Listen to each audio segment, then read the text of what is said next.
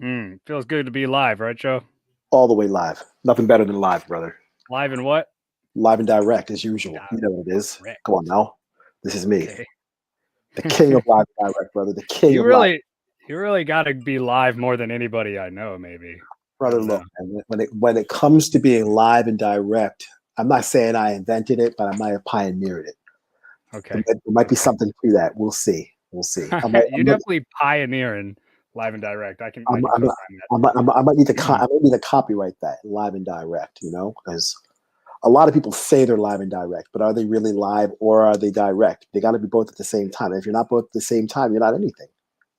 Well, we know the Fox News team ain't too direct, but they're live. I don't know. They might be robots too. They could be We'll see. We'll live, see. but We'll yeah. see. Well, welcome everybody to this little hangout. We're just Joe Nice and I. We're just previewing our next episode of Fear and Loving. Hmm. So it's coming up quick. We did get an extra week in there, so we're doing second Tuesday of every month, Fear and Loving podcast. And so this April coming up, which is tomorrow. Get ready, y'all. Springtime. And Well, no, it's not tomorrow. It's Thursday. well, there's a 31st. Oh, dang. I'm wrong. Live. That never happens. No. You're not wrong. It's just you missed by a day, but it's okay. Okay. Okay. All right. I This was a is little off. fair and loving. This is live and direct. It is what it is. It is what it is for sure. So Mhm. second Tuesday of April, April 13th, we're going to be doing episode 11. Myself, Joe Nice, Cat Wells, Christopher Foltz. We're going to have the homie Jenna Scandone, a legend, on with us, and we're going to be discussing media, misogyny, misanthropy, and it's something we've been brewing on. I mean, we were going to go in a direction this month's episode a few weeks ago that was just going to be kind of like, let's talk about media and the bullshit. But Mhm. some things happened, as we all know, over the past few weeks that led to us kind of diving in a little deeper here. But Sure. maybe you can tell us about what you've been up to, Joe. Like, what's you had the show today, and how's it been? What's new? Yeah. Me and Sister Cat Wells, we filmed episode number 42 of the Joe and Cat Chat series. Episode number 42 of the Joe and Cat Chat series involved the Universal Declaration of Human Rights. It's part one of a two-part episode. In in common in common jargon and or discourse conversation, you typically hear, oh, such and such is a human rights violation. For example, torture is a human rights violation, or slavery is a human rights violation, or the inability or not having health care is a human rights violation. But why are these infractions human rights violations? The human rights violations because of a signatory agreement that in the beginning 50 countries signed on to, called the Universal Declaration of Human Rights. There are 30 articles, and these 30 articles essentially outline the 30 rights that human beings should have as a result of simply being human beings. And many of When was these, that written? it was written in, oh boy, 1948, if I'm not I figured. mistaken. Yep. December 10th, 1948, because the United Nations was formed, I think, in June of 1945. Eleanor Roosevelt played a major role with the drafting of all 30 articles of the Universal Declaration of Human Rights.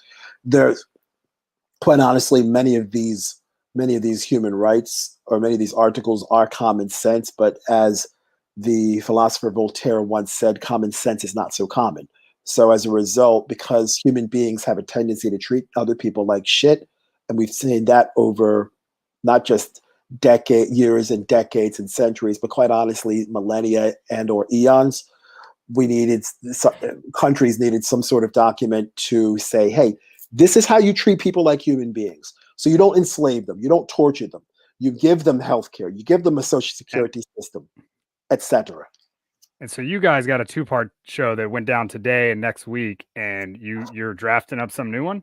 You got a what was it? What is it? What was the title that you put there? The title is called the Universal Declaration of Human Rights. This week, what we did film today is part one. We're going to do part two today. What we did is we covered in articles number 1 through 15 today. And quite honestly, articles 1 through 15, there was some heavy, I wouldn't necessarily say the articles were heavy, but the examples of human rights violations that happen in the United States and Canada, the examples that we gave were heavy. So, I mean, for example, Article 12 is essentially talks about the right to privacy. Well, there's many examples of that human right being violated. Take a look at the Counterterrorism Act of 1995 that Joe Biden wrote. Joe Biden wrote the act, but it never went through Congress. September 11th happened. And we all remember what happened September 11th. Hard to believe that is 20 years ago this September. We saw the plane go into the Pentagon. The other one ended up in Shanksville, Pennsylvania, and another set of airplanes went into the World Trade Center. The Counterterrorism Act of 1995, it was eventually evolved into the Patriot Act, which is the greatest piece of legislation to subvert privacy for all United States citizens. Take a look at what big tech is doing right now with regards to censorship and what can be put on YouTube and or Facebook and or Instagram and what cannot. So this is part of the reason why we're doing this episode on media, misogyny, and misanthropy, because the media has a way of telling a story instead of reporting. The media has a way of being hateful towards women, thus misogyny. And the media has a way of alienating people from not only consuming media, but wanting to be part of society as a whole. Sensationalizing that, right? Not only the sensationalization, grabbing hold of it. Correct. Not only the sensationalization of the content, but it's something we said in our conversations, in the planning conversations. With a lot of news, the common adage that you'll hear in a lot of newsrooms is, if it bleeds, it leads, which is the the sensationalization of violence. And I'm wearing a George Floyd pin right now. We want justice for George Floyd. Want to make sure we mention that for sure. Correct. With the Derek Chauvin trial. Everybody in the world saw what happened for what we thought was 8 minutes and 46 seconds, but what turned out to be 9 minutes and 29 seconds, where Derek Chauvin placed his knee on George Floyd's neck. And there's been, this past summer, we saw loads of Black people being shot in the streets and or killed in the streets by white police officers. And there was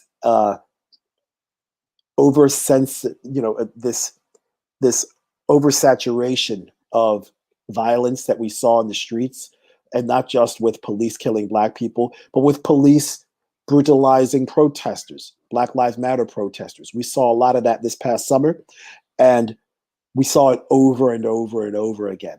And after a while, the more you see violence, the more you become desensitized to violence. And that desensitization to violence could potentially lead to misanthropy, where you don't want to be a part of society for fear of potentially being a target of that violence.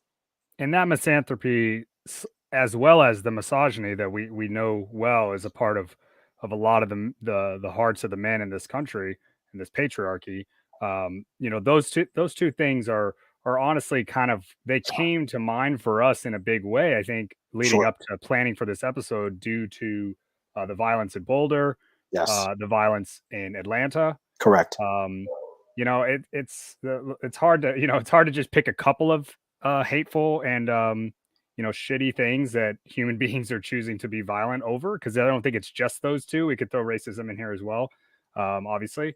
And but the way we work, everybody, why we do this show every month, second Tuesday of every month, Fear and Loving, and come together with these topics is, we're solutions based. I mean, all the people on, you got a lot of solution strategists that come on this show.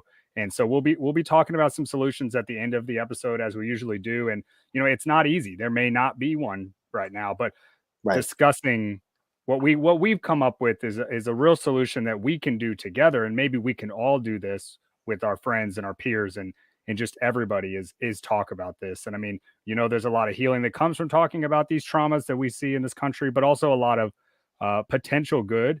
How are we going to help people that are struggling with these ideas that are in their heads? How can I think that one thing I've been noticing is that, because of the frequency of these attacks and the reasons, and how easy it is to jump on the white men who are misogynists and that have misanthropy in their hearts. It is a lot of giving up on the people that are left out there who could be the next people who do this. It's really easy to just be like, let's throw them on an island, or kill them or something. It's a slippery slope to become evil in the face of these people. And I'd like to think that there's some solutions we can come up with that our governments can start to take action. I don't know what those are yet, but maybe that's something we'll be diving into. Yeah, maybe it will be. And it's this is called Fear and Loving. And from a Judeo-Christian perspective, the opposite of love is not hate, it's fear. I'm going to say that again. From a Judeo-Christian perspective, the opposite of love is not hate, it is fear. Because hate is also an emotion, just like love. Fear is, there's two different, two opposites you could have. You could have fear, the other is apathy. Apathy is the absence of emotion. Fear is the opposite of love. When you love somebody, you want to be around them. When you fear somebody, you don't want to be around them. Okay? So depending on your perspective, you can have one of two pathways to finding the antonym of love, which would be fear or apathy. It's easy now in today's society to employ cancel culture and just discard human beings for the sake of not wanting to have difficult conversations to try to resolve conflict.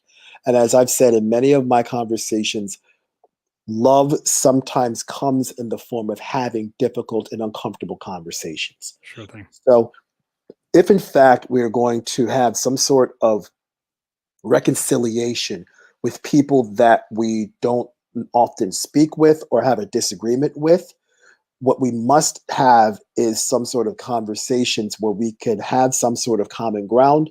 That way we all can move forward. Because if we don't reach any common ground, the consistent balkanization or fracturing or silo type of messaging will continue to be prevalent in our society. Yeah. No doubt. And I mean, it has been, and we're not going to take it anymore, one way or the other. I know, I really appreciate you, Joe. And if you guys don't follow Joe Nice across the board, one more subscriber on Joe Nice's YouTube gets the 100th subscriber today. So go check out the comments, check out the data there for the stream. Subscribe to Fear and Loving's YouTube, please, and then subscribe to Joe as well. But this is episode 42 of the Joe and Chat. Is that what you said? Episode you guys do that on a weekly basis. We got Joe Nice live and direct. We got Fear and Loving, and we got the blog fearandloving.com coming soon as well. And whether it's with the written word or the spoken word or the audio, the video, whatever it is, we're gonna keep showing up to do our part. And so please share this with your friends, everybody, and you can go to Fear and Loving on Facebook. Check out the events tab. There isn't a Facebook event for the next episode, so you can share that, invite your friends. Please help us get the word out. So that's April 13th, second Tuesday of next month. Fear and Loving, episode 11, Media, Misogyny, Misanthropy. We got Chris Foltz, Jenna Scandone, Kat Wells, myself, Joe Nice. I mean, we're cruising, man. Time flies, right? Time it's been a year. You mentioned George Floyd, and I think that might be what led to you getting up and saying, that plus the pandemic, being like, I'm going to start saying something about this every day. I think you were doing it every day, Yeah. I mean, I've always, I guess, been sort of socially active. I mean, before the pandemic and before George Floyd, I would always speak my mind about issues that I felt were important to speak up about. But now more than ever, we're in a place and time in society where we cannot pick and choose to figure out which marginalized group we should stand up with and support. We either support everybody, or we don't support anybody. Oh, we love everybody. That's for damn sure. I'm not even playing. That's what we're going to do. That's Fear and Loving. We're bringing the love to everybody. But I'm going to let you go tonight, Joe. That's right. And thank you, Real quick, Richard. I just everybody. want to read one thing real quick because I know Go ahead. we're over time, but another 30 seconds won't hurt anybody. No problem. There's this morning I was listening to some Stevie Wonder on before I went for my walk, and it was the Songs in the Key of Life album, and one of the songs on the Songs in the Key of Life album, it's a song called "Love's in Need of Love Today," and the hook in that song said, "Love's in need of love today. Don't delay, send yours in right away. Hate's going round, breaking many hearts. Stop it, please, before it's gone too far." What I want to make sure everybody understands is that we stop the hate around the world because it's already gone too far. It's already gone too far. And remember, love is in need of love today. Send yours in right away. Don't wait. Don't wait to tell somebody, "Oh, I love you, but I wish I had a chance." No. The times, Culture Club once said, "Time won't give me time, but time makes lovers feel like they've got something real. But you and me, we know we've got nothing but time won't give me time. Time won't give you time, everybody. And time is running out. So Start today. Start today. Start with yourself. Get that hate out of you. Don't even let it show up. If it does show up, you knock it out, you brush it away, figure it out, fill it with some love. And that's what we do. That's what we know you do. And thank you, Joe. Appreciate you, Richard. Thank you, brother. See you guys in a couple weeks on the 13th. Fair and loving. Thanks. Mm-hmm. Love, buddy.